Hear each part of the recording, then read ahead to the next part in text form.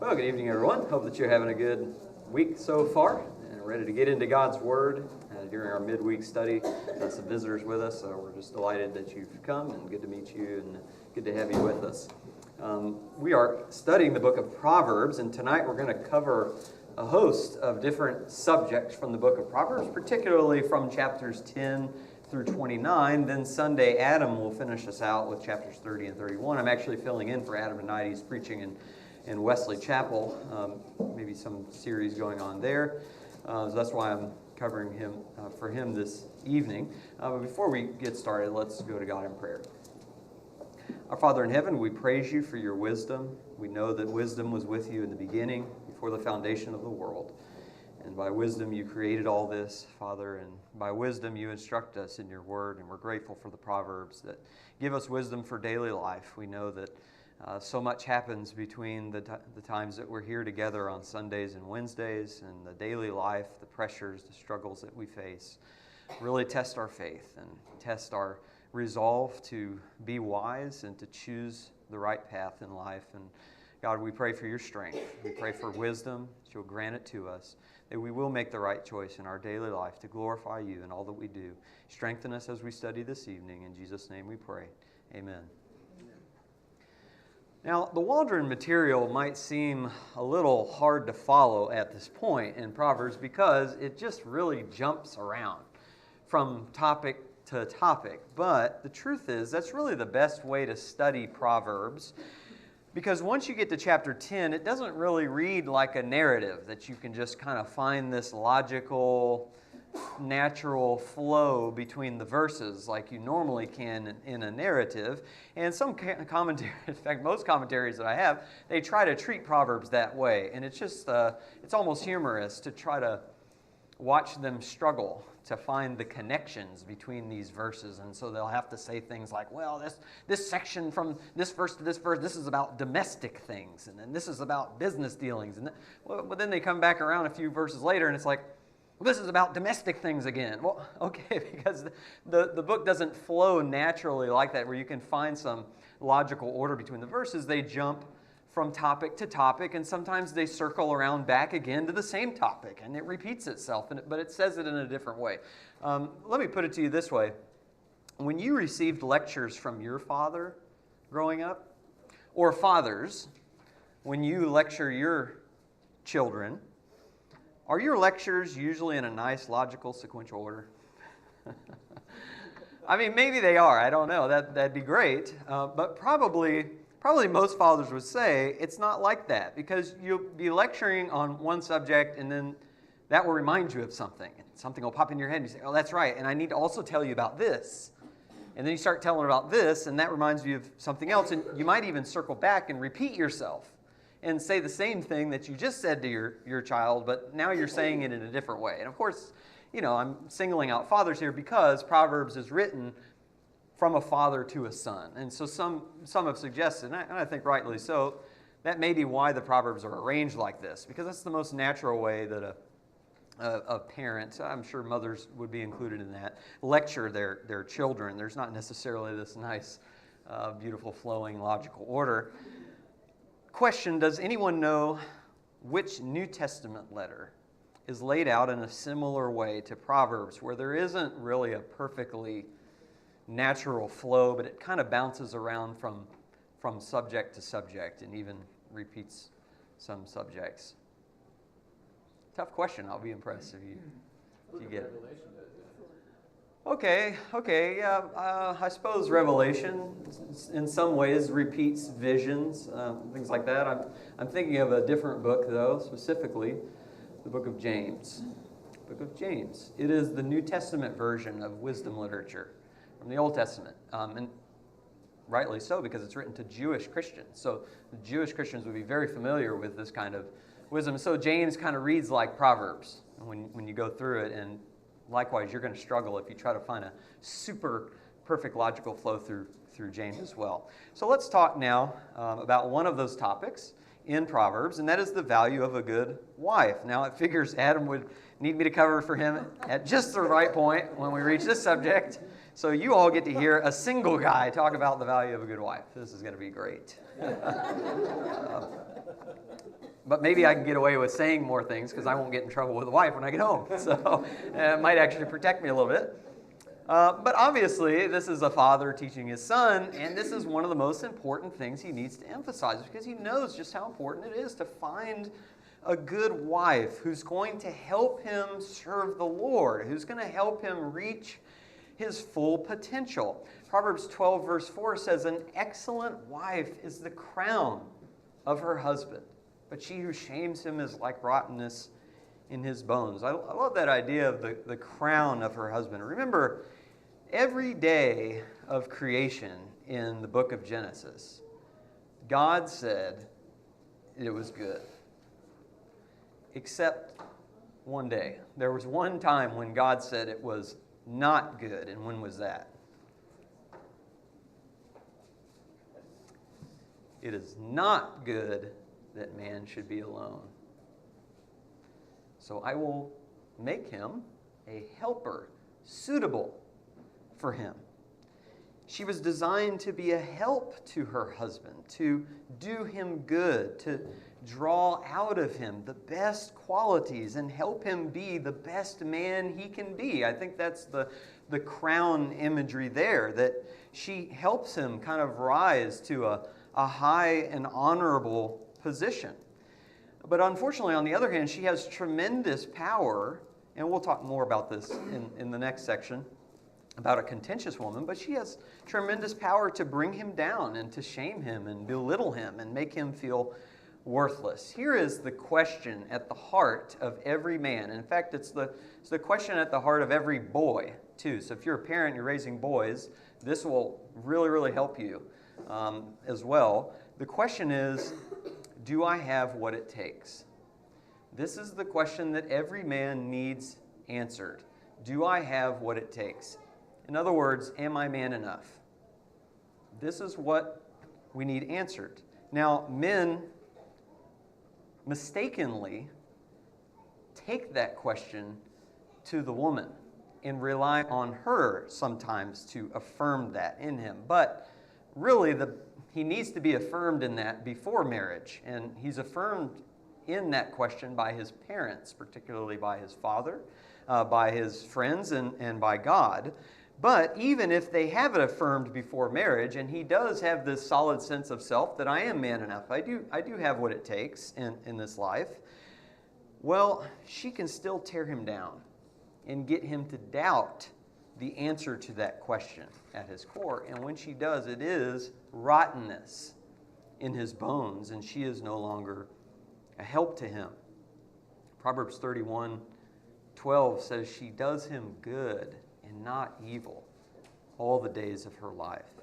Now, according to the New Testament, what is the one thing husbands need most from their wives? Respect. Respect. Ephesians 5:33, each individual among you also is to love his own wife even as himself, and the wife must see to it that she respects her husband. She needs him, she needs to help affirm to him that he does have what it takes, that he is man enough to handle things. And the thing that wives need most from their husbands is love. Earlier in chapter 5, it says to cherish her. That's because women also have a question from the time that they are little girls that needs affirming too. Their question is, am I lovely and delightful? And going along with that, do you see me? You see me. When a man loves and cherishes his wife, he says to her, I do see you. You are special and delightful to me. You see these things played out in boys and girls when they're young. You know, little girls putting on dress and they're twirling around on the table and they're saying, Daddy, hey, look at me. You know, look, and do you see me? And then what are boys doing? They're wrestling, right? They're having competitions. They're climbing on stuff because we got to know, do I have what it takes? And these are essentially still in the heart of men and women when they grow up and they get married. And this is why I believe it's just so timelessly wise of God to say, look, the main thing that a wife needs from her husband is love. The main thing that a husband needs from his wife is respect. And that is when she is a good wife to him. So let me ask this question, wives. What are some practical ways to show respect to your husbands so that you help him and become a crown to him? You don't want to take a stab at that? Wives. Is that what I heard you say? Well, I mean, I could ask husbands, how would you like your wives to treat you with respect? I want to hear the wives. Yeah, sure. But yes, I understand some of the women may feel uncomfortable talking. That's fine. I'm not trying to put you on the spot. But if you want to help out and contribute to, what are some practical ways to respect your husbands? And if you don't answer, then I might ask the husband, what are some ways your wives can respect you and help you? Debbie? Well, to praise him when he does, good things. And, Okay. He does a project and it's like, whoa, that really made my day. You did a great job, or that looks awesome, or just to build him up and let him know how much I appreciate what he does. Yeah, man, that goes such a long way when a man does something, especially if he's doing it for you, right, or for the family in some way, whatever it is, and he hears his wife show appreciation for what he did. Man, that gives him wings and wants to do more. I think it's also good to make sure you compliment him in front of your children, so that your children see that you respect him and love him. Good, yeah. Compliment him in front of your children. I'll append to that. Compliment him in front of your friends too, right? Sometimes women get together and the temptation may be, hey, let's share our sob stories about how terrible our husbands are. Well, when you're with your friends, build him up then as well. In fact, I'm leaving Proverbs 31 for Adam on Sunday, but one of the things it says is, she actually helps him have a good reputation in the city. Right? She spreads his honor around. All right, Chloe? All right, I'm not a wife, obviously. That's why I was holding I on. was going to say that even like the reverse, besides complimenting, a good way to respect them, especially if there is, conflict, is, don't, especially within regards to children, don't critique or correct him in front of the kids. Okay, If you that's good. disagree with something, take him aside privately. Yeah, that's great. Certainly don't belittle him in front of the children, or also a good way is to follow his lead, right? To respect the role that God has given him as the head of the household. And I understand you might disagree with things. You guys can have a conversation about it. But ultimately, when your husband knows, I trust you. I trust your leadership, right? I trust that you want what's best for this household. And even though I may not like this decision right now and it's emotionally hard on me, I still believe in you. You're my husband, and I love you and respect you. That can really go a long way too. Jay, let me get the husbands. All right, let's go the opposite. What are some practical ways to show love toward your wife, to show her she is delightful to you? Do you want to handle that one, Jason? Well, it kind of applies to both. Okay. It's part of love and respect. Okay. And yes, I'm also a single man, and I've been at it a lot longer than Brian. So, but one of the things I have noticed in marriages that I've watched develop over the years, and as they've grown stronger, is the idea of not just in front of the kids, in front of other people. And especially in the age of social media, you see husbands and wives ripping each other in beyond public, right, on the internet, and it's out there forever, angry words and all that. But when you love someone, you don't, even if you disagree with them, you don't belittle them. You don't bring private stuff public, and I'm afraid in this day and age, our society has lost the concept of private matters versus public matters. But it's that idea is how you literally treat them. You don't have people over for dinner and engage in a fight because she cooked something that you didn't want, or he didn't, help clean the plates off. Sure. That's something you have as a private discussion. Honey, it would help me. Yeah, absolutely. I think that's a great point, Jared. Husbands, how do we show love and that our wife make her feel delightful? To notice the things that they do for the family and acknowledge that. Yeah, good. Yeah, wives need appreciation too. And a lot of things they do, they go unnoticed and unappreciated, and that's not a good thing. Herb? I think the title of the book, what is it? Men are waffles and women are spaghetti. And woman doesn't always make sense to a man. We've got to love them no matter what. Figure it out. We'll figure it out. But she's worthy of love no matter what. Sure. Well, look, Scripture says it, right? 1 Peter 3:7, I think. Husbands, dwell with your wives in an understanding way. That's because God knew we wouldn't understand them, right? Because they just operate differently, but we show them so much love, and that we do value them and cherish them when we don't grow impatient, but instead we listen and we really, really try to understand. I really want to understand. I don't understand right now. Can you help me understand? Because I love you and I care about you. So that's really good. Jeff and then Joe. Well, to piggyback on what Jared said about noticing, he took on what I was going to say about noticing them, but I think he was kind of talking about noticing what they do, which is good. But I also say notice them, like you mentioned before. Notice when they get their haircut, they got a new outfit, they got their eyebrows plucked, whatever. Notice those things because they're trying to do that to please you. Yeah. So I was just saying here, but no one just be different. Add something else is to give hugs and kisses off. Yes. Sometimes my wife just says, "I would just like a hug." Yeah. Instead of just hurrying up and going here in places, going in there, just stop and just give a hug.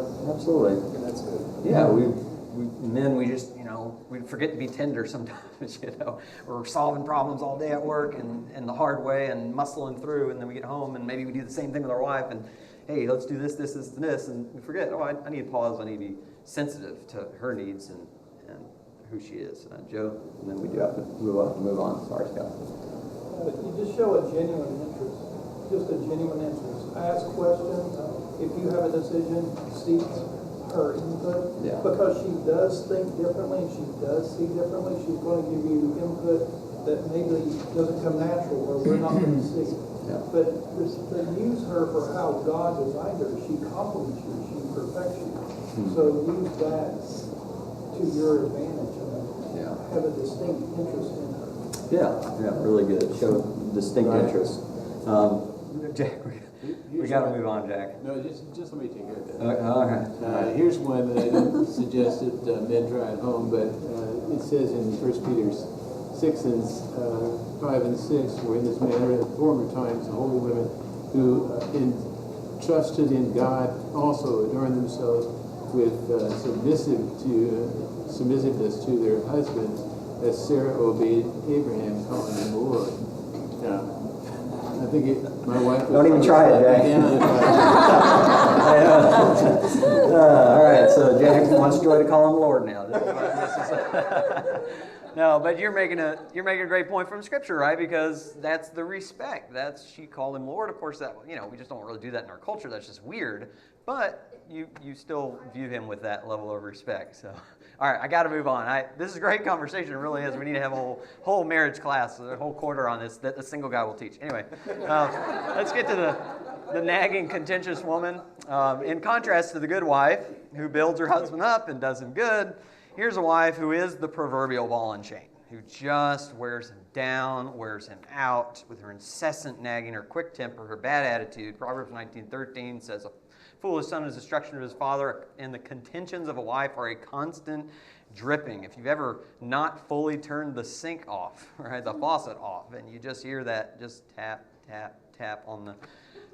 you have to get up immediately and go fix it. I got to go turn that off. It's so annoying. That's the way it is. Or you think about the Chinese water torture, right, where they drip that drop on your forehead until you go insane. That's what it's like to be married to a woman who is always picking a fight, who always takes everything the wrong way, despite your best intentions, who looks for reasons to insult and cut her husband down. Proverbs 21:9. It's better to live in a corner of a roof than in a house shared with a contentious woman. If their roofs were flat back then, so if you were up on a roof, you could set up in the corner there and you might have some coverage from these two sides from the wall, but you wouldn't have any coverage above or to your side from the elements. But it's better to not have any coverage from the elements outside, the storms outside, than to live inside with the wife storm.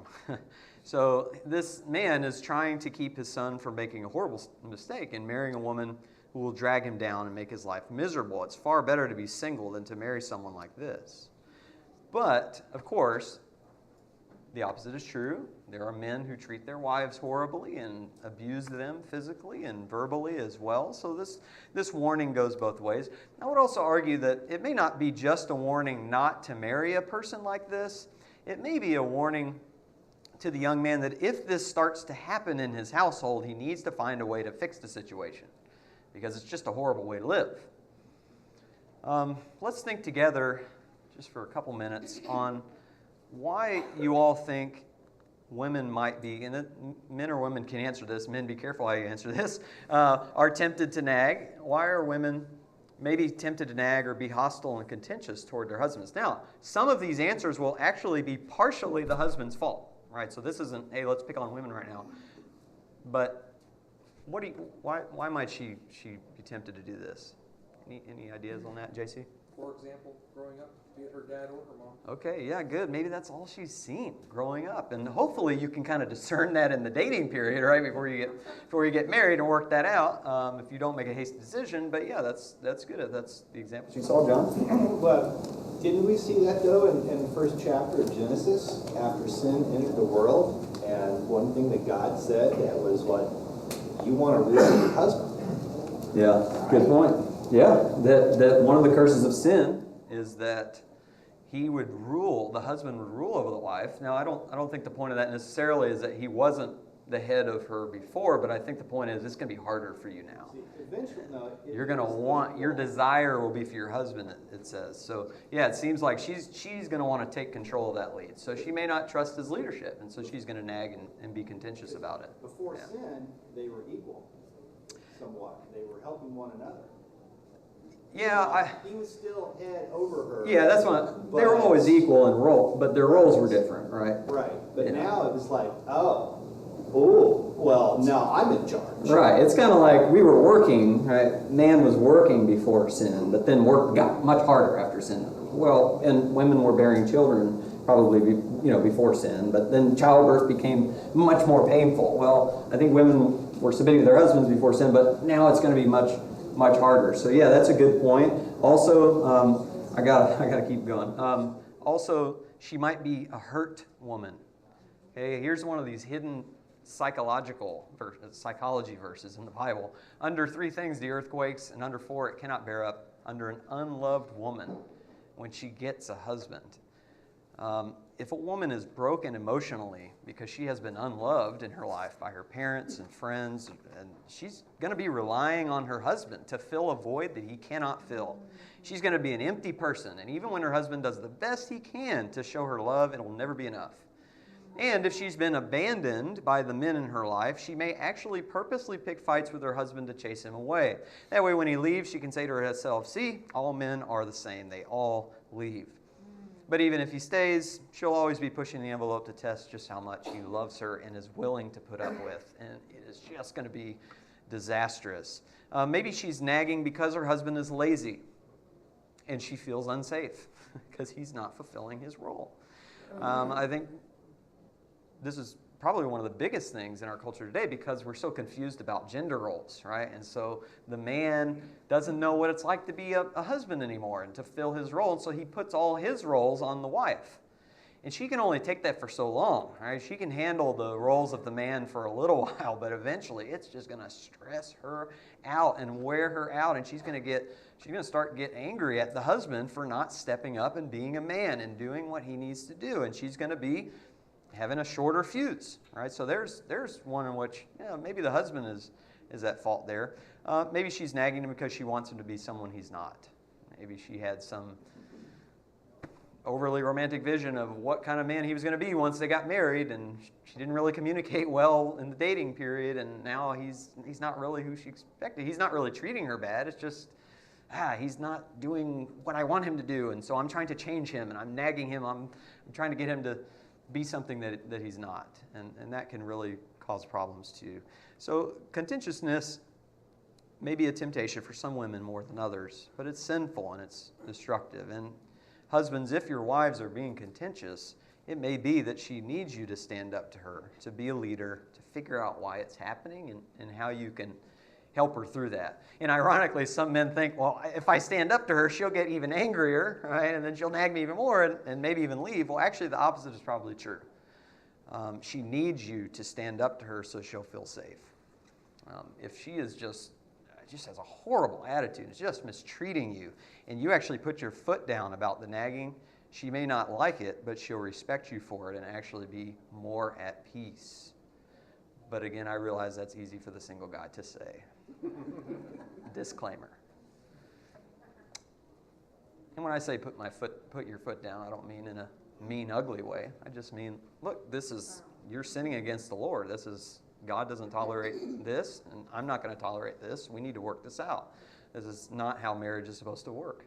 And that's perfectly fine, to be honest, in that situation. Yes, sir. You might see the contentious woman as the female complement to the sluggard. They're both a product of short-term selfish thinking. You know, the woman wants the husband to do exactly what she wants and make her feel, whatever it is. I've been married 25 years now, and I'm not that much further along than you are. But the husband wants to sleep in. Yeah, it's just what I want for myself right this very minute, and it's a failure to look at what's best for society as a whole, what's best for my marriage, what's best for my family, and the more focused you get on your own personal short-term needs, the less equipped you're going to be able to function in all these other environments. Yeah, definitely. I always like what Tim Welsh says, that if there's a problem in your marriage, right, then either one of you or both of you is sinning. And that's kind of a simple way to look at it. If you're having these issues and you're mistreating each other and someone's not doing what they're supposed to do, hey, we need to study God's word on this. We need to make sure we're pleasing, we're honoring God and everything. And when you put God first in your marriage, it's like that triangle, right? God's up here, you two are down here. And when you both grow toward God, you're going to grow closer toward to one another. Good thoughts. Let's move on to the use of the tongue. There's just a massive amount of verses about the tongue in Proverbs. Remember, James is that New Testament version of Proverbs. It has a long section on just how dangerous the tongue is, too. It can't be tamed. You can never turn your back on it because it'll just lash out and get you in a whirlwind of trouble, not only in marriage, but in all areas of life. But the tongue is also an amazing source of goodness as well. Proverbs 18 strikes this balance that death and life are in the power of the tongue, and those who love it will eat its fruit. So the choice really is, which way are we going to use our tongue? Are we going to use it to bring life to people or to bring death to people? That saying, sticks and stones may break my bones, but words can never hurt me, is the biggest lie ever told. And it's usually quoted by a child in tears trying to comfort himself from an onslaught of verbal cruelty. And he finds that saying is a very poor shield indeed. So what are some destructive uses of the tongue in Proverbs? I wrote down a lot here. I went through the Proverbs. I just wrote down what are some destructive ways to use our words in the Proverbs that the Proverbs talk about. Terry? Slander. All right, slandering somebody. All right, good. All right, Debbie? Just condemning people, just being quick to judge and condemning. And Okay, yeah. see that a lot out in the world, Mm-hmm. Yeah, and it even talks about kings that speak rashly and make a decision about justice in a rash way without thinking it through. Yeah. What other things? All right, Jeff? Gossip. Okay, yeah, gossip. Absolutely. There's a word, talebearer, right? That's used. You got the juicy piece of information. You got to go around and tell it to everybody. You have the insider info.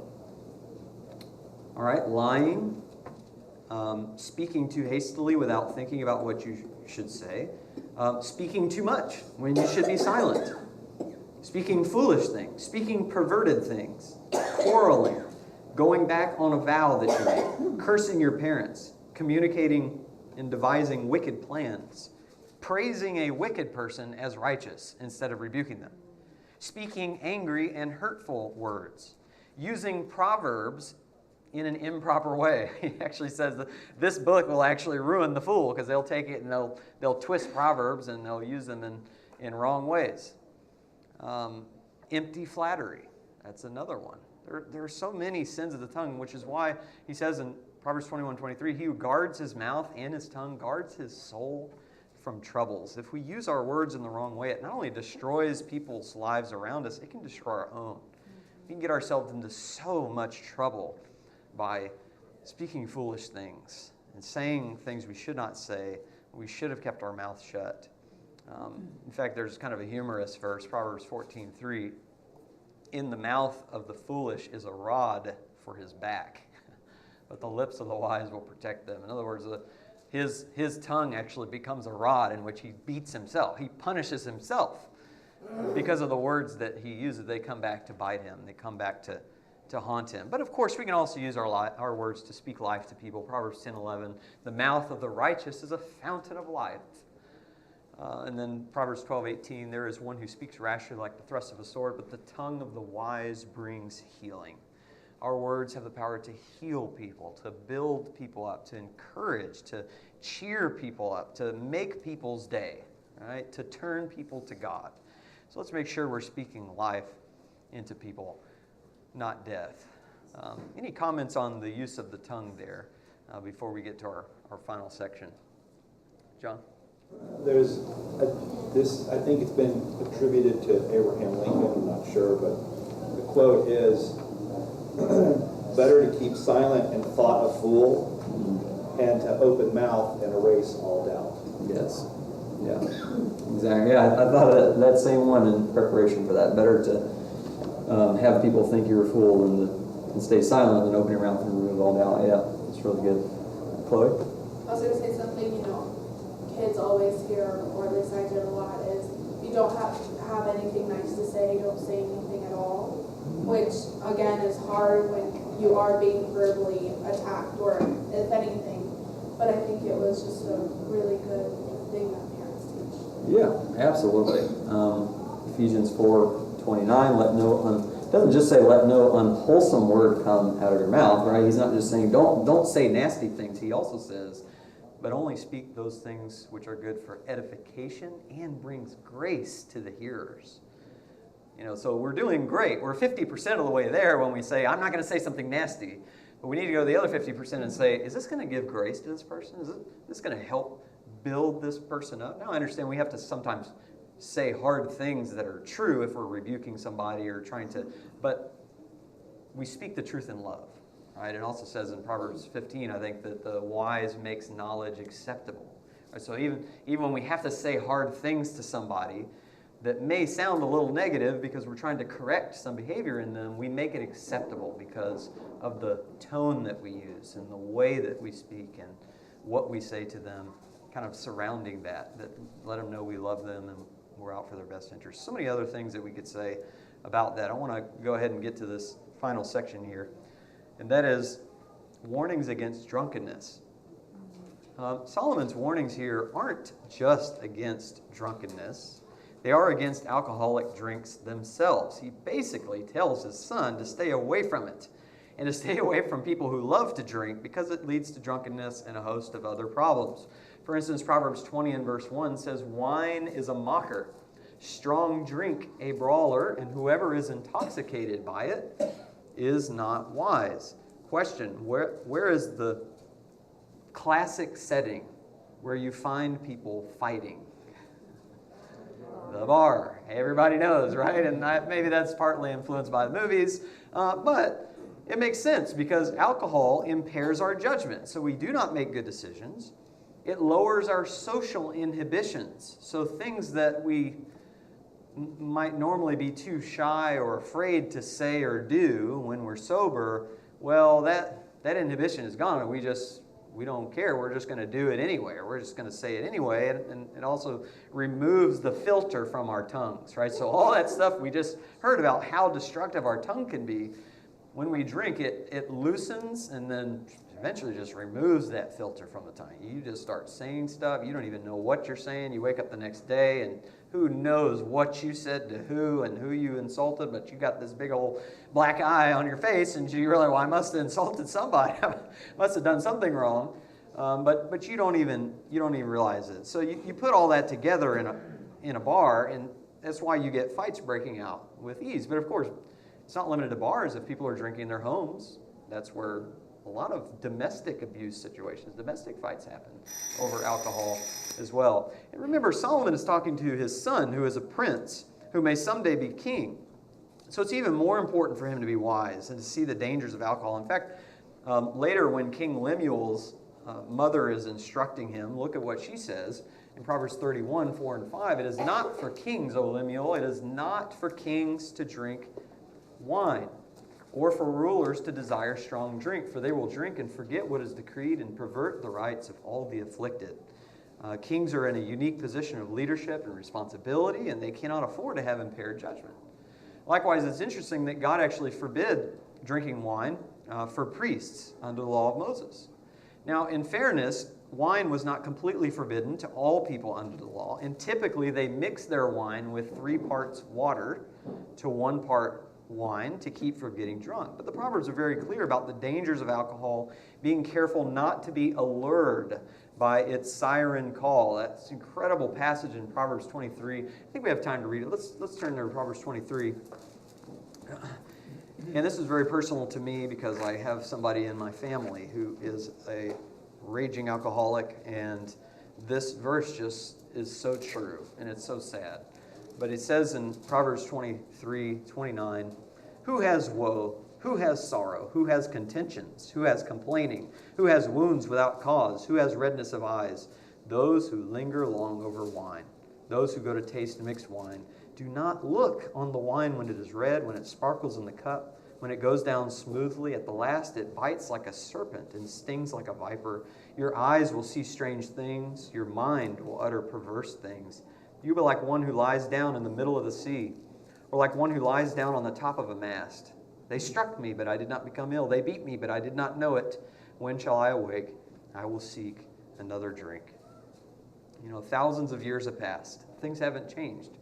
People long for the excitement of getting drunk and partying, but he's saying don't even look at it, because it'll hypnotize you with its beautiful sparkle and its smooth taste, but it'll destroy you because you're going to hallucinate, you're going to hear strange things, you're going to get in fights, you're going to get beaten up, and not even realize it until you wake up the next day, and all you want to do when you wake up and the hangover is past is take another drink, because you're just trapped, you're just ensnared in that vicious cycle. And no doubt Christians today still want to know, is it a sin to drink? And usually they're looking for the line that they can get right up to without sinning, because they already know drunkenness is a sin. But let me just ask some questions for you to think about. How does God define drunkenness? He doesn't give us a blood alcohol content, right, to know when we have crossed the line. And we don't mix our drinks with 3-part water to 1 part wine like they did, so we're comparing apples and oranges. And if kings and priests were supposed to stay away from wine, and as Christians we are kings and priests spiritually, shouldn't we stay away from it too? And if we saw an airplane pilot drinking at the bar before our flight, and we said, hey, you're not flying my plane, I just saw you drinking, and he said, oh, it's okay, it was only 1 beer, would that make us feel any better? And which is more important, flying an airplane or living the Christian life? See, the Bible does not prohibit drinking alcohol altogether. Sometimes it was used for medicinal purposes, and wine mixed with water was the common table beverage in the first century world. But I do know this. We are told as Christians to be sober-minded. And if there are so many warnings about it in the Proverbs, and if you've seen firsthand, like I have, how much it will destroy a person's life, why in the world would we even want to get near it? I know why we want to get near it, because it's tempting and the lifestyle and the party and all. I get that.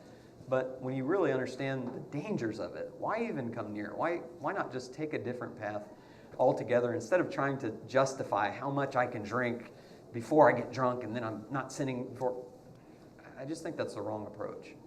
Not wise at all. Jack?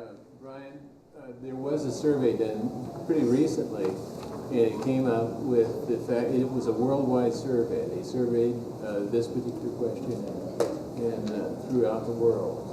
And the amount of alcohol that is safe for a person, there's none. And that's what they came up with. Now, the beer companies and the wine companies are coming out strong against it, and they're going to come along but all I have probably is anecdotal evidence of that. Sure, yeah, and they've produced the greatest oxymoron campaign that there is, drink responsibly, right? It's like, that's an oxymoron, you know. So anyway, sorry we ran out of time, but really good thoughts, and heed the wisdom of the Proverbs, and it will serve you very well in your life. If you'll read through page 199a of your book, Adam will pick up, Lord willing, there in Proverbs chapter 30.